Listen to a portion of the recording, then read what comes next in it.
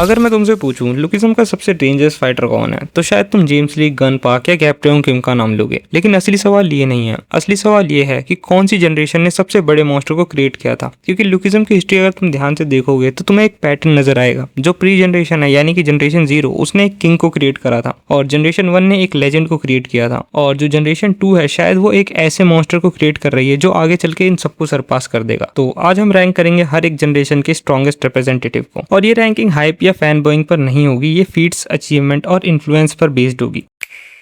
और हमारी लिस्ट पे जो नंबर 4 पे आता है वो है डैनियल पार्क। मैं जानता हूँ आप कुछ लोग कमेंट सेक्शन में गुस्सा होंगे कि डैनियल पार्क नंबर 4 पे कैसे, लेकिन सुनो ये रैंकिंग करंट अचीवमेंट पर बेस्ड है, पोटेंशियल पर नहीं। और डैनियल की सबसे बड़ी स्ट्रेंथ ही उसका पोटेंशियल है। क्योंकि अगर तुम देखोगे डैनियल ने कुछ ही सालों में वो अचीव कर लिया जो दूसरे फाइटर्स पूरी लाइफ में अचीव नहीं कर पाते हैं। Copy talent, ultra instinct, gun की ट्रेनिंग और किट गेम जैसे एक खतरनाक कैरेक्टर से एक बढ़िया फाइट। और सबसे इंपॉर्टेंट वो हर एक आर्क के साथ ग्रो करता है एंड पहले से बेटर बन जाता है। डैनियल एक कंप्लीटेड फाइटर नहीं है, डैनियल एक इवॉल्विंग फाइटर है। और अगर तुम कंपेयर करोगे जोहन सियोंग जैसे मॉन्स्टर से भी जो कि अपने लिमिट के आसपास पहुंच चुके हैं, लेकिन डैनियल उसकी अभी वॉल ही डिफाइन नहीं हुई है। इसीलिए गन भी उसमें इंटरेस्ट लेता है और चार्ल्स भी उसको ऑब्जर्व करता है और इसीलिए फैंस बिलीव करते हैं कि यूएस डैनियल इवेंचुअली सबको सरपास करेगा। लेकिन अभी के लिए उसके अचीवमेंट बाकी मॉन्स्टर से थोड़े पीछे हैं, इसलिए वो नंबर 4 पे है। और हाँ, मैं सेकंड जनरेशन से जोहन एंड एली जैंग को भी मेंशन करना चाहूंगा। वो भी बहुत बढ़िया फाइटर है सेकंड जनरेशन से, बट डैनियल थोड़ा अलग लेवल पे है।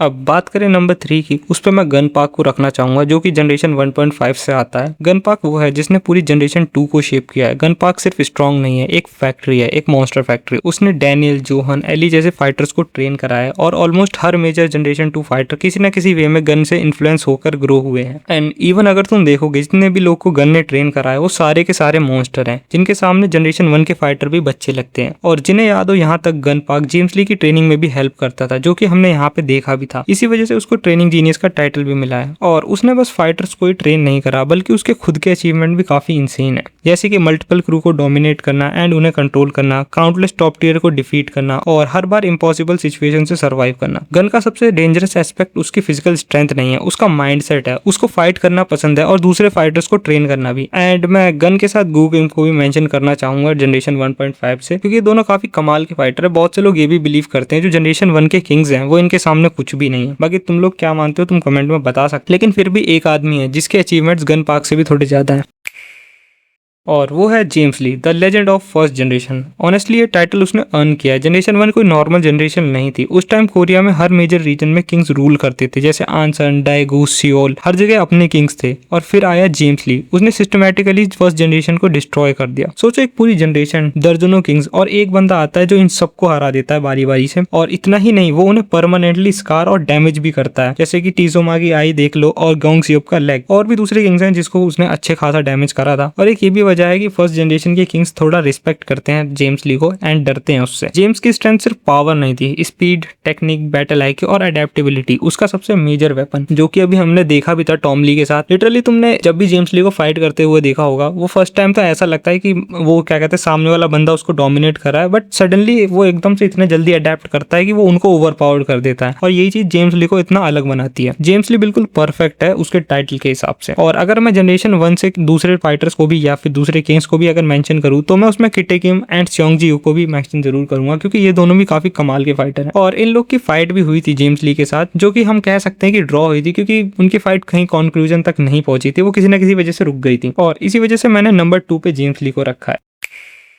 लेकिन जो नंबर 1 पे है वो अचीवमेंट के मामले में जेम्स ली से काफी आगे है एंड इवन उसके अपोनेंट भी कुछ कम नहीं थे उस समय के हिसाब से। एक बंदा जो सबसे टॉप पे था वो भी उस समय जब हर जगह वॉर चल रही थी कोरिया के अंदर। और यस, मैं बात कर रहा हूँ गैप्रियन किम की। ये नाम सिर्फ एक फाइटर का नहीं है, ये एक एरा का नाम है। अगर जेम्स ली ने एक जनरेशन खत्म करी है तो गैप्रियन किम ने एक पूरी जनरेशन को बनाया है। यही डिफरेंस है इन दोनों के बीच में। और जनरेशन 0 आज भी सबसे स्ट्रॉन्गेस्ट एरा माना जाता है, क्योंकि उस जनरेशन में सिर्फ एक मॉन्स्टर नहीं था, उस जनरेशन में मॉन्स्टर्स की आर्मी थी, जैसे कि एलीट, जिनियोंग पार्क, टॉम ली और भी दूसरे फाइटर्स। और इन सब के ऊपर जो था वो था गैप्रियन किम। इस अकेले बंदे ने ना केवल बहुत बड़ा रोल प्ले करा यामाजाकी सिंडिकेट को कोरिया से बाहर निकालने में, जो कि उस समय के एपेक्स फाइटर थे, एंड ऑल्सो गैप्रियन वो आदमी बना जिसने उस समय के स्ट्रॉन्गेस्ट कैरेक्टर को यूनाइट करा। यस, मैं जिनियोंग, टॉम ली और म्यूजिन जैसे कैरेक्टर की बात कर रहा हूँ। और उसने शिंजिन यामाजाकी जैसे मॉन्स्टर को हराया भी। शिंजिन लुकिज्म सीरीज का एक ऐसा विलन था जो कि ह्यूमन लगता ही नहीं था। अभी रिसेंट चैप्टर ही ले लो भाई, उसने एक जिंदा टाइगर को मार दिया एंड उसका दिल बाहर निकाल लिया उसने एक हाथ से। मतलब मेरे को बता दो कि कौन सा ऐसा कैरेक्टर है जो ये सब कर सकता है, बट गैप्योंग ने उसको हराया। तो सोचो वो कितना ज्यादा स्ट्रांग होगा। और आज भी जेक किम उसकी लेगेसी को कैरी करता है, किटे किम उसके ब्लड लाइन को कैरी करता है। पूरा लुकिज्म वर्ल्ड ही आज गैप्योंग के शैडो में एग्जिस्ट करता है और इसी वजह से करंट इन्फॉर्मेशन के बेसिस पर Gapyeong Kim is the strongest representative of pre generation. और मैं चार्ल चोई और मुजिन को भी जरूर से इस लिस्ट में रखना चाहूंगा। वो दोनों भी काफी कमाल के फाइटर थे, एक मास्टरमाइंड था एंड एक सिसिलियन लेजेंड था। और हमारी लिस्ट यहीं पे खत्म होती है। आई नो तुम बहुत ज्यादा एक्सपेक्ट कर रहे होगे कि बहुत सारे कैरेक्टर इसमें होते, बट ये लिस्ट बेस्ड है कंप्लीटली अचीवमेंट के ऊपर। और जितना मुझे लगता है मैंने ऑलमोस्ट सभी स्ट्रॉन्गेस्ट फाइटर का नाम लिया है हर एक जनरेशन से। अगर मैं सबको एक एक करके रैंक करता तो वीडियो काफी बोरिंग हो जाती है, बट आई बिलीव मैंने कुछ गलत रैंक नहीं करा है यहाँ पे। एंड ऑल्सो मैं किसी भी कैरेक्टर को लेकर बायस्ड नहीं था, मुझे सारे ही लुकिज्म के कैरेक्टर अच्छे लगते हैं सिवाय एक दो को छोड़ के। मजाक कर रहा हूँ मैं। बाकी तुम लोग भी अपनी तरफ से कमेंट सेक्शन में रैंक कर सकते हो कि तुम्हें कौन से कैरेक्टर पसंद है और वो लोग कहाँ होने चाहिए थे लिस्ट में। एंड अगर मुझे तुम्हारा कमेंट पसंद आया तो मैं उसको पिन जरूर करूंगा। बाकी तुम लोग प्लीज चैनल को सब्सक्राइब करना मत भूलना, मैं फ्यूचर में और भी बढ़िया बढ़िया कंटेंट लाऊंगा तुम लोग के लिए। बाकी मिलते हैं नेक्स्ट वीडियो में।